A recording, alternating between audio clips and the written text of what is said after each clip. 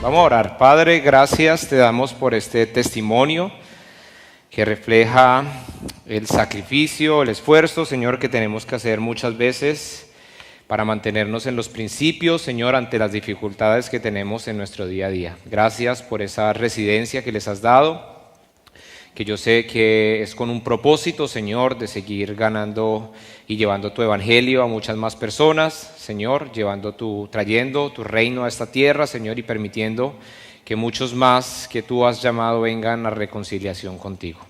Te damos gracias por esa residencia, Señor, y te pedimos que sea bendición para su familia como lo es para esta iglesia.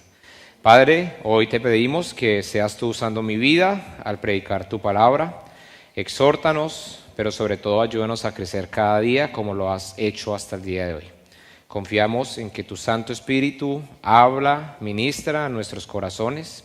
Disponemos para que hagas conforme a tu preciosa voluntad en nuestras vidas. En tu precioso nombre, Jesús. Amén. Bueno, familia, vamos a ver el valor y el cuidado de la comunidad cristiana, segunda parte, ¿cierto?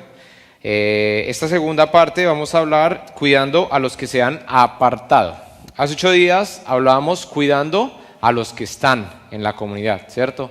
Y dio preciso para tener el tiempo especial para orar los unos por los otros, ¿cierto? Para interceder los unos por los otros y poder ser iglesia en ese sentido. Pero hoy Santiago, en estos 2 últimos versículos, nos quiere hablar acerca de los que se han apartado. Vamos a Santiago 5, 19 al 20. Dice: mis amados hermanos, si alguno de ustedes se aparta de la verdad y otro lo hace volver, puede estar seguros de que quien haga volver al pecador de su mal, caminará de su mal camino, salvará a esa persona de la muerte y traerá como resultado el perdón de muchos pecados. Lo primero que debemos entender, ¿cierto? Santiago acá nuevamente está hablando a la iglesia, esa primera iglesia que tenía ciertos factores, ¿cierto? Uno, o deberíamos preguntarnos por qué se llegarían a alejar, ¿cierto? Y como lo vimos en estos 3 meses, pues uno, la persecución, ¿cierto? Estaban siendo fuertemente perseguidos, de tal manera que muchos estaban fuera de la misma Jerusalén. Otro tema, la hipocresía, ¿cierto? Santiago es muy exhortante acerca de qué es ser cristiano y qué es ser un buen cristiano, ¿cierto? El ejemplo que nosotros damos. También relata los malos testimonios o los cristianos que no obran de acuerdo a los parámetros que debían ser, la vida piadosa, temerosa hacia el Señor. Por un poco más reciente, acerca del chisme, la murmuración, cómo tratamos la vida en comunidad, cómo lidiamos los asuntos de nuestro diario vivir, ¿cierto? Las injusticias, lo que llamamos injusticias, lo que a veces creemos que Dios, ¿por qué permite que pasen tantas cosas si yo hago, ¿cierto? Entonces, todas estas eran como los factores en los cuales las personas podrían decir o podrían haberse apartado del Señor. Pongámoslo en nuestro contexto. ¿Cuáles son los factores que nos pueden llevar a alejarnos del Señor? Como el gran porcentaje de la iglesia que es inmigrante, ¿cierto?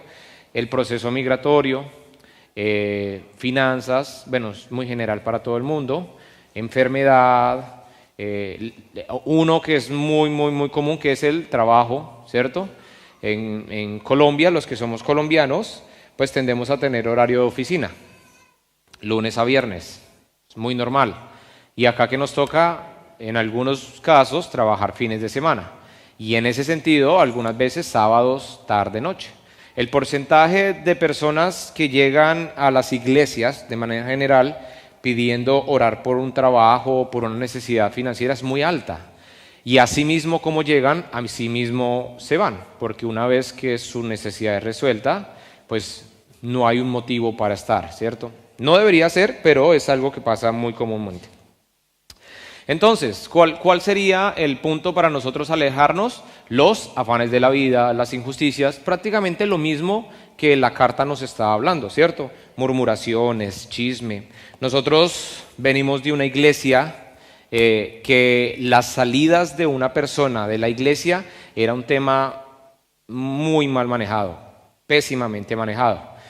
Prácticamente se hacía lo que Santiago se está diciendo que no se haga, que era murmurar. Ay, vea, decir, hablar, ¿cierto? Desde el liderazgo muchas veces se señalaban personas y lo que se hacían era separarlas. Cuando Santiago dice todo lo contrario, hay que abrazarlas.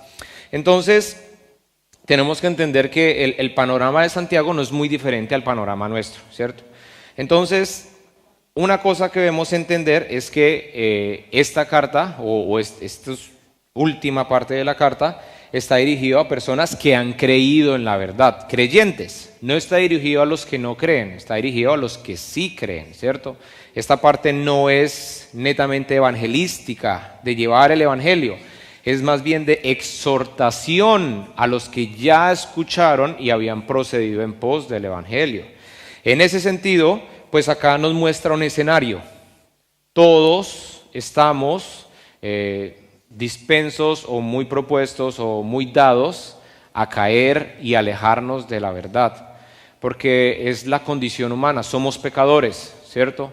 Y Pablo lo decía, usted tiene dos maneras de vivir, agradando a Dios, viviendo en el Espíritu, o agradando a la carne, a los deseos más íntimos, al diablo o al mundo, cuando usted no aviva su espíritu, ¿cierto? Entonces, esta es una primera verdad. El hecho de que seamos cristianos, como lo hemos hablado, no se trata de ser cristiano y ya estar en un podio, sino se trata de una carrera en la cual puede ser que en algún punto, debido a todas las circunstancias que Santiago mencionó y que aplica muchas veces a nuestras vidas, puede ser que en algún momento te desvíes de la verdad. Y acá la verdad, ¿cierto? ¿Quién dijo que era la verdad?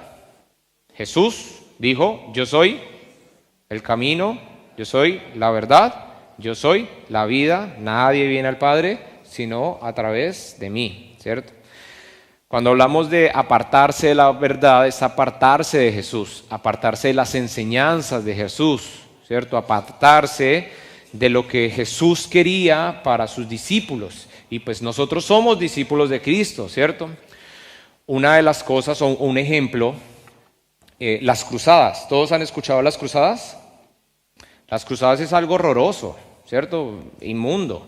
Y muchas veces dice, vean, pues si tan bueno es tu Dios, vea las cruzadas. ¿Ese es tu Dios, el que mata a tantas personas inocentes? Fue en nombre de Dios, pero ese no era el Dios de la Biblia. Esas no eran las enseñanzas de Jesús. Ellos se habían apartado de la verdad por otros índoles, por otras creencias o otras directivas, ¿cierto? Ellos nunca lo hicieron porque se habían apartado, habían vuelto. Los que tal vez realmente lo habían hecho, ¿no? Habían personas que nunca habían conocido al Señor. Este es un ejemplo, ¿cierto? Un poco grande, tal vez muy grotesco para muchos, pero es un buen ejemplo de lo que puede ser caminar con Cristo, pero vivir apartado de la verdad, vivir fuera de lo que realmente Dios quiere para nosotros como discípulos. Y acá hay otra cosa, y es la misericordia de Dios. Siempre se ha tratado de misericordia de Dios, todo el tiempo ha sido la misericordia de Dios.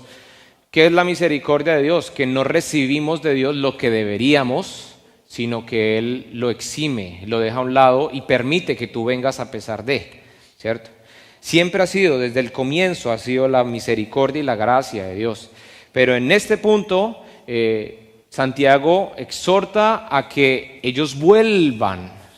Y es un tema en el cual nosotros debemos entender que no importa qué tanto estés hundiéndote, siempre hay una oportunidad de volver. El hijo pródigo, ¿cierto? Él dice que estaba en el marrano, ya se había gastado todo y había hecho malgastado, estaba muy ido y fue hasta que estaba comiendo con los marranos. O sea, un escenario un poco deplorable, ¿cierto? Entre animales, entre lodo. Y es donde él dice, estaba mejor en la casa de mi padre. Y vuelve y encuentra un padre que lo restaura con amor, ¿cierto? Entonces, podemos volver. Ahora, Nuevamente, ¿en qué contexto estamos hablando esta carta o este último pedazo? A la comunidad. ¿A quién le está hablando Santiago en la responsabilidad? A la comunidad. Es decir, ¿quiénes tenemos la tarea de llevar, de convencer, de exhortar? La comunidad, la iglesia, ¿cierto? Es cierto, el pastor tiene un trabajo mayor, porque muchas veces el pastor es el que conoce la mayoría de las vidas o lo que pasa en ellas, ministerios, pero no implica que dentro de nuestros grupos de conexión, nuestros grupos de amistad o lo que usted pueda oír o lo que pueda ver, usted no pueda exhortar, animar, llevar a otro al camino verdadero, lo haga volver, ¿cierto? Ayer hablaba con los chicos, con el grupo de hombres, una de las experiencias que tuvimos en el retiro de hombres.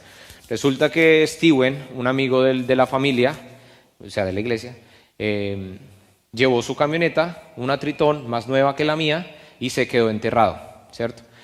Y le intentó meter y darle, bajamos las llantas, metimos las ayudas para sacarlo y no salía.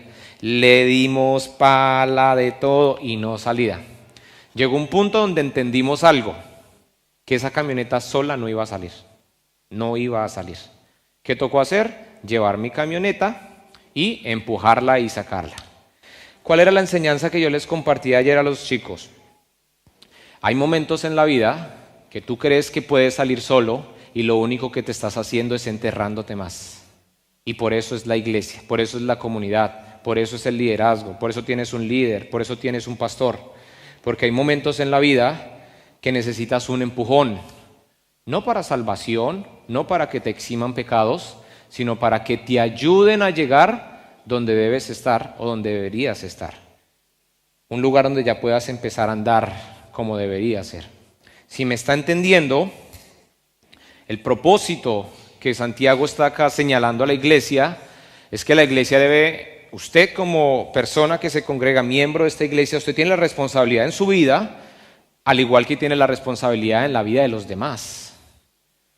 Es cierto, usted no tiene que meterse en la vida de nadie, de ninguna persona que a usted no le importe, pero en teoría en la iglesia y un miembro de la iglesia sí se debería meter porque usted le debería importar, porque es hermano suyo y porque si cae uno, caemos todos, en teoría, porque somos el cuerpo de Cristo o no lo somos.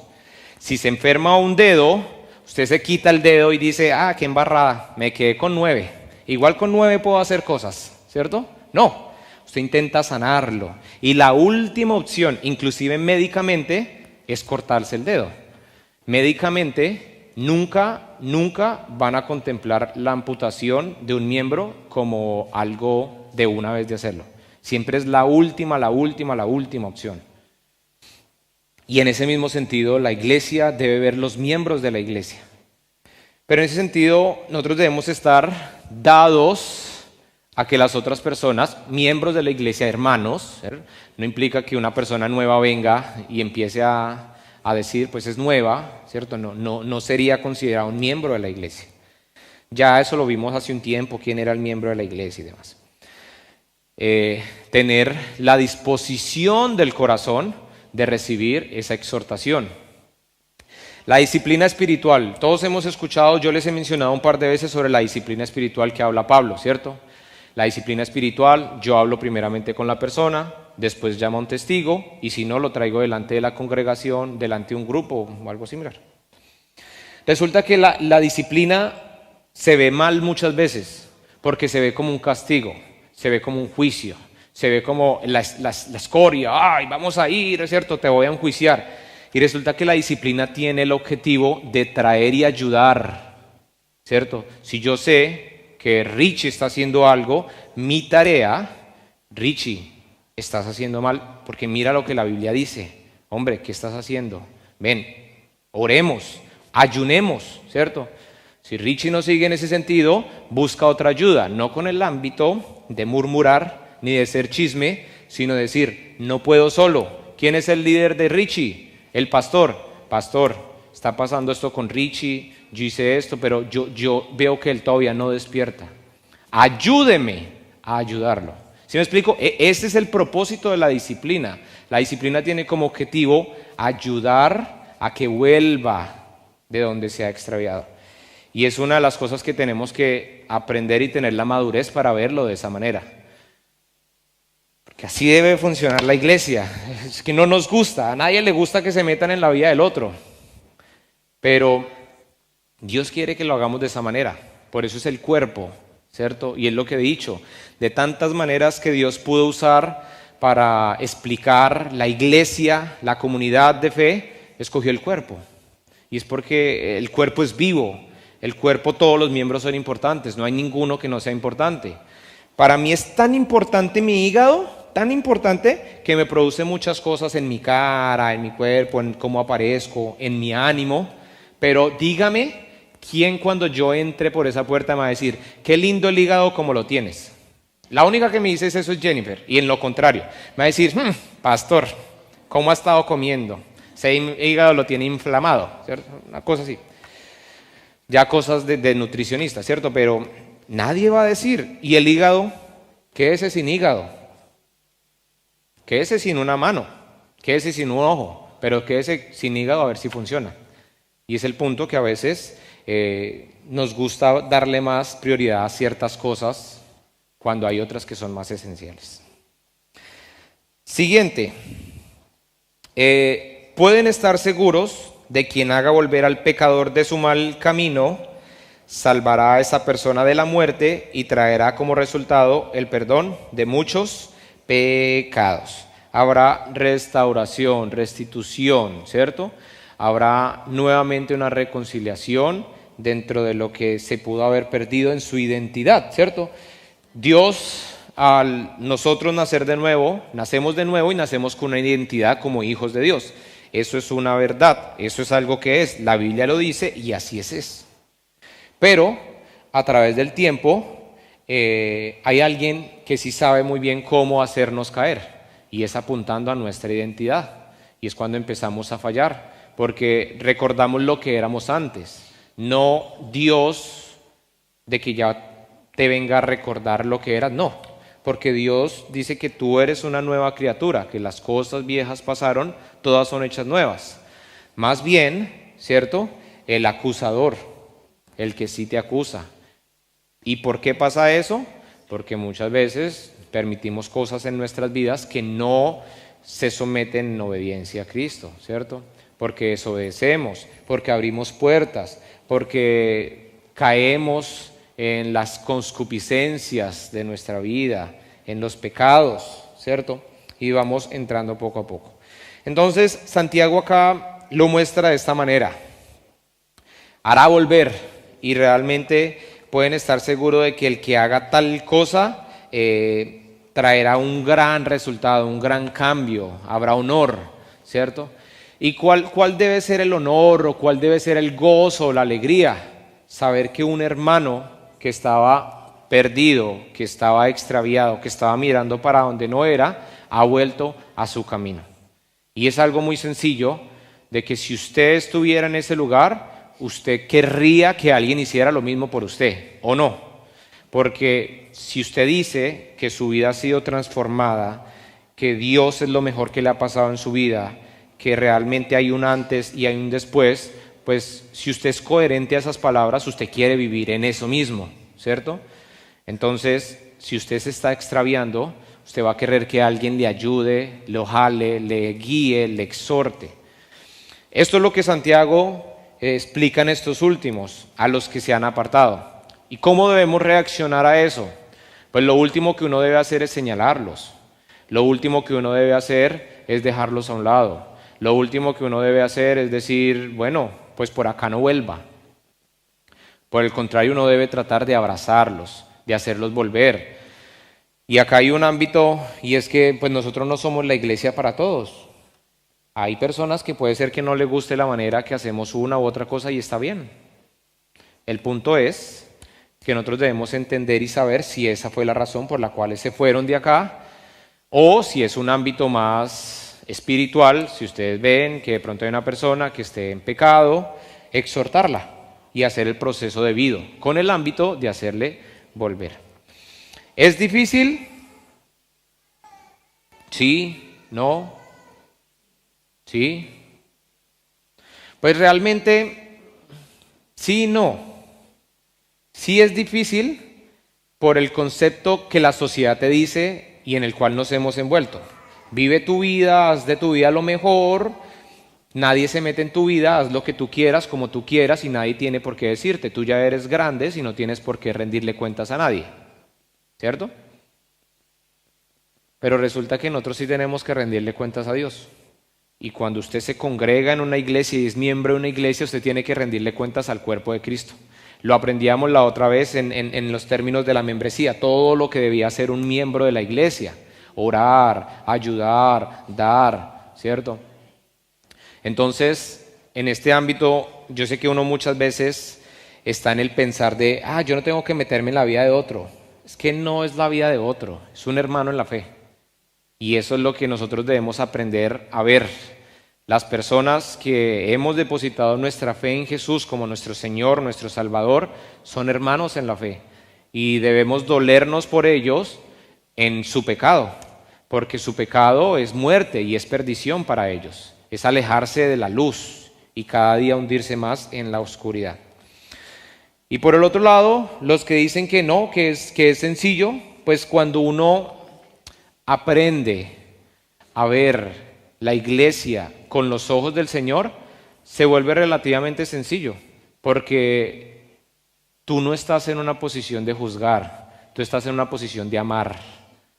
La posición de amar es muy diferente. Tú amas a tu hermano, y como tú amas a tu hermano, no quieres que se estrelle. Si tú ves literalmente a tu hermano, si tienes un hermano de sangre, y tú ves que va a ir por un hueco, ¿usted va a dejar que se vaya por el hueco? No, ¿cierto? ¿Usted qué hace? Lo jala, le grita, le dice, hey, vas por el hueco, móvete. Este es el concepto que Dios quiere que nosotros aprendamos de la iglesia, de la comunidad de fe. Salir de ese concepto tan sencillo, tan general de la iglesia son los 4 muros, ¿cierto? El lugar bonito. Esto es un lugar, esta es la iglesia. Y lo que Dios ve es esto. ¿Qué estamos haciendo? ¿Cómo nos comportamos los unos con los otros? Terminamos el libro y Santiago no trae una conclusión, ¿cierto? Y es muy fácil entender por qué Santiago no trae una conclusión, ¿cierto? Si ustedes se dan cuenta, Santiago cada vez que va exhortando, señalando un problema, él mismo va dando las pautas de cómo manejarlo, cómo debería hacerse. Eso lo hace durante toda la carta, porque esta carta no es de pronto como una carta paulina que normalmente va dirigida a una persona, a una comunidad de fe, sino es una carta más sapiensal, más de sabiduría, para el conocimiento de las situaciones adversas que se podían vivir. Por eso, una de las teorías que podemos sacar es que Santiago no le importaba dejar una conclusión, porque en cada situación que él trató había una conclusión o había un ámbito en el cual entrar a pensar de cómo era nuestro comportamiento. En el otro sentido también podríamos pensar que a falta de conclusión lo más importante o lo que más prevalece es que Santiago estaba simplemente dando una carta de sabiduría, de amonestación, ¿cierto? De exhortación que no necesitaba concluirse. Eran puntos específicos a ciertas circunstancias específicas que se estaban dando en la época. Entonces, ¿qué nos deja de conclusión y de aprendizaje esta carta? Muchas cosas.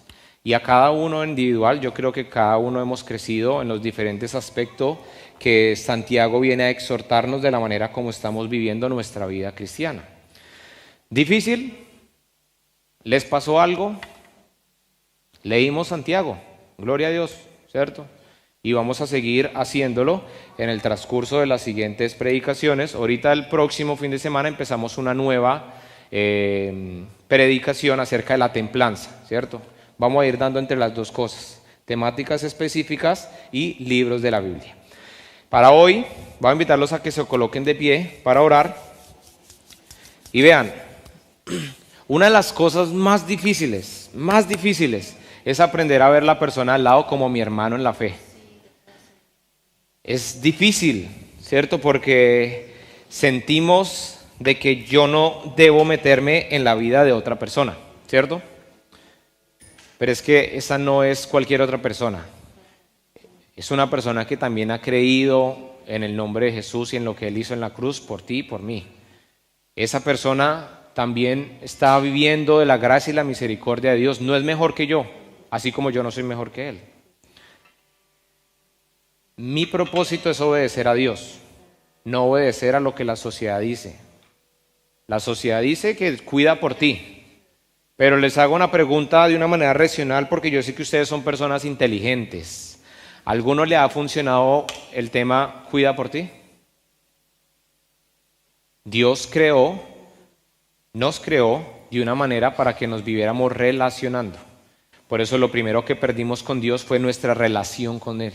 Y es lo primero que se restaura y desde ahí se restaura todo lo demás, que es la relación entre los hermanos que creemos en Cristo. Amén. De todo esto y de todo lo que vimos en Santiago, debemos preguntarnos muchas cosas.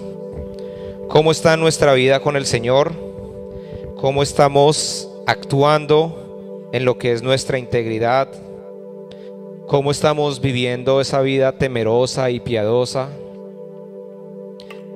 ¿Cuál es nuestra fe? ¿En qué está basada nuestra fe? Hoy Ricardo y Adriana nos compartían un testimonio, y un testimonio muy lindo para cerrar este tema y esta predicación, ¿cierto? Porque, perdónenme las personas que son nacidas aquí, ¿cierto? Que de pronto me enfoque tanto en el tema migratorio, pero una de las cosas por los cuales usted está acá en la iglesia o fue excusa para llegar a la iglesia es el tema migratorio, el llegar a un nuevo país, sentirse solo, no estar con familia, no tener ni siquiera un lugar al que tú llames mi país, sino estar en un lugar donde tú dices el día de mañana me pueden sacar, ¿cierto? Pero ese es un proceso lindo, porque tú conoces a un Dios vivo que actúa en las oraciones de las personas que creen que Él lo es. Y hoy el testimonio de Richie y de Adriana se queda corto de todo lo que ellos tuvieron que vivir, como tal vez lo que yo tuve que vivir. Y vean, es muy fácil vernos aquí diciendo somos residentes, pero yo quisiera que ustedes vieran los momentos donde no había nada, donde no había camino, donde no había una ilusión, donde no había una luz, donde lo único que había era ¿qué? Fe. Y una comunidad de fe. Porque si algo de pronto tenemos en común es que de los 10 años, 9 años y medio le he servido, porque todavía sirvo al Señor.